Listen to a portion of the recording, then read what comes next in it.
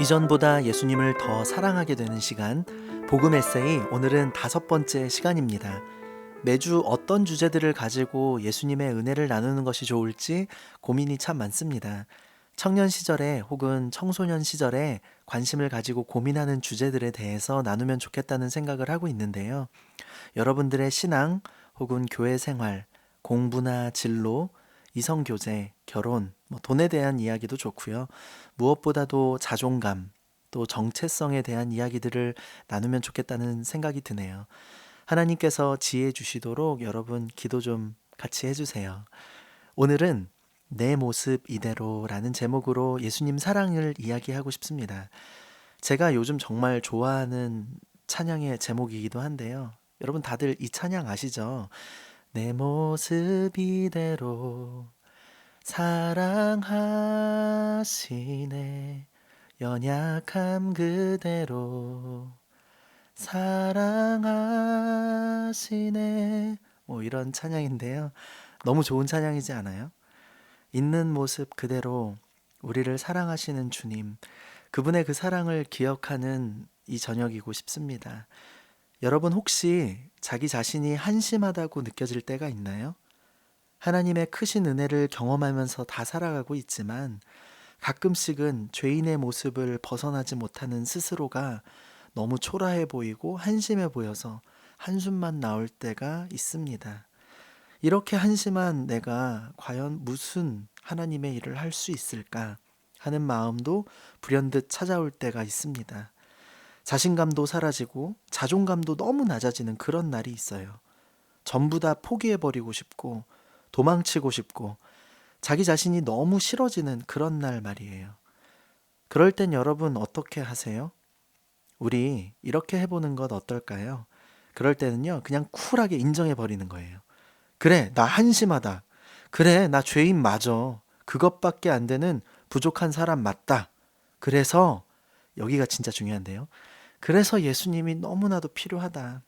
그래서 주님의 십자가 능력이 지금 나에게 너무나도 필요하다. 그래서 예수님이 오셨다. 나 때문에, 한심하고 연약한 죄인인 나 때문에. 여러분, 사실 우리가 우리 자신을 묵상하고 자기 자신을 곰곰이 살펴보고 있노라면 정말 한숨뿐이 나오지 않습니다. 정말 답이 없어요. 요즘 젊은 사람들 말로 노답이에요. 내 자신을 보면 진짜 노답이에요. 그게 현실입니다. 우리 자신을 볼 땐 절망하고 좌절하고 낭망할 조건들 밖에는 보이지가 않아요. 그러나 우리 자신이 아닌 우리 안에 계신 예수님을 묵상하고 그분을 바라보게 될 때 비로소 우리에게는 소망이 있는 것이죠. 그러니 한심하기 짝이 없는 자기 자신을 보지 말고 영원히 살아계시며 지금도 내 안에 계시며 날마다 새 일을 이루어 가시는 예수님을 바라보세요. 그러면 새로운 힘과 소망이 생겨날 것입니다. 이미 그분께서 내 삶 가운데 이루신 일들을 돌이켜보세요. 당신은 결코 그동안 한심한 인생을 살아오지 않았을 거예요.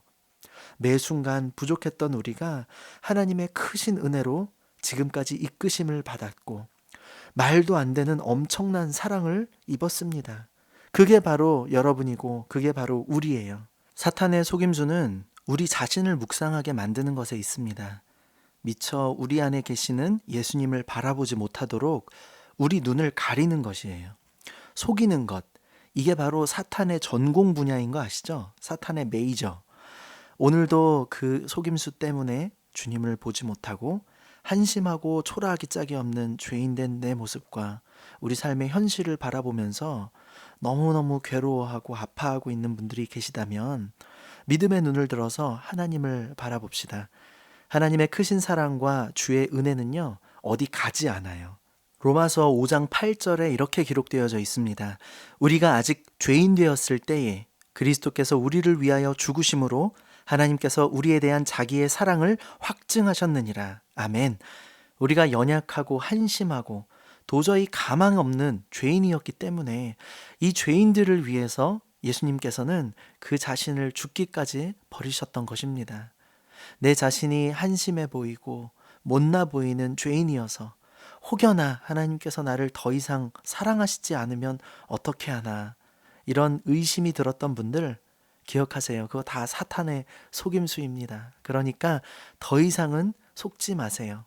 우리 가운데 들려오는 성령의 소리와 사단의 소리를 분별할 수 있는 방법이 있어요. 성령의 소리와 사단의 소리의 차이점이 무엇인지 아세요, 여러분? 네가 이렇게 못나고 한심한 죄인이야. 하나님은 너의 예배를 받지 않으셔. 헛수고하지 마. 이렇게 들려오는 게 사단의 음성이에요. 성령의 음성은 똑같은데요. 네가 이렇게 큰 죄인이란다. 그래서 예수님이 필요하단다. 그러니 날마다 십자가 앞으로 더 가까이 나아오렴. 우리를 십자가로부터 멀어지게 하는 음성이 있다면 그것이 바로 사단의 음성이고요. 우리를 날마다 십자가 앞으로 이끌어 가시는 음성이 있다면 그것이 바로 성령의 음성이랍니다. 여러분 분별할 수 있겠죠? 우리를 있는 그대로 사랑하시는 분이 바로 하나님이세요. 그러니까 아빠 하나님 앞에서 조금만 더 뻔뻔해지십시오. 있는 모습 그대로. 하나님 아버지께서 우리를 그렇게 사랑하십니다.